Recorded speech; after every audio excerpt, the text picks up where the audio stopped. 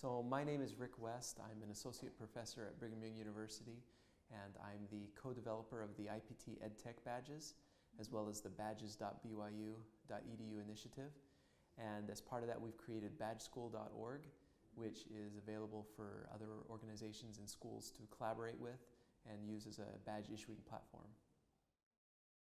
So I think open badges present a really tremendous opportunity for today's students. In today's society, we learn in more than one way. We don't learn just in our classroom or just from our textbook. We are always learning as human beings, always learning in every opportunity that we can get. But there hasn't been to date a really good way to capture and represent that learning and to credential the skills and knowledge that people gain in their kinds of out-of-class types of learning opportunities.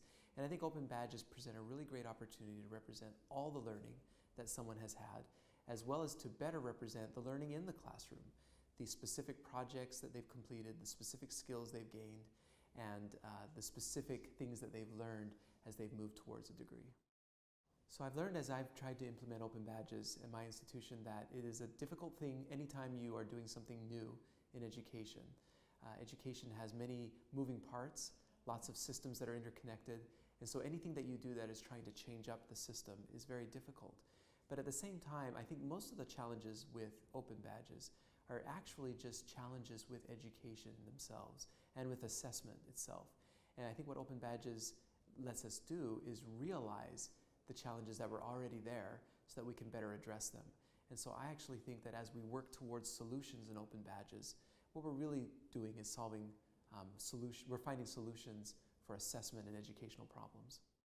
In general, I think in education we have many challenges related to what does it really mean when somebody has a credential or a grade? What does it actually represent in terms of their knowledge and their skills? Which is ultimately what employers want, or other people want to know what you actually know and can do about something. And I think traditional credentials haven't done a very good job of explaining that. And so that's one of the problems that we have in credentialing in education.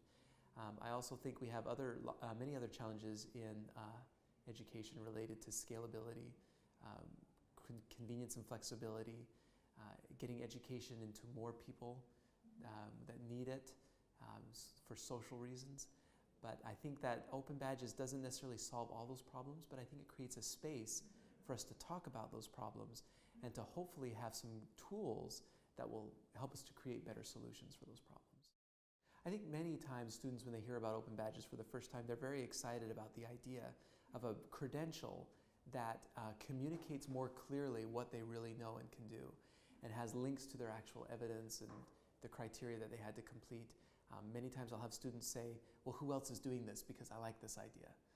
And it's been disappointing for them to learn that not very many people as yet are doing open badges. And then this leads to their question that they have. Usually their number one question is, do the employers understand what this means? Do other people realize if I earn a badge what that means? And the answer to date is not very many still. We're still growing. And so I think students are very excited about the idea of open badges, but are waiting eagerly for all of us to use it more so that it becomes more commonplace.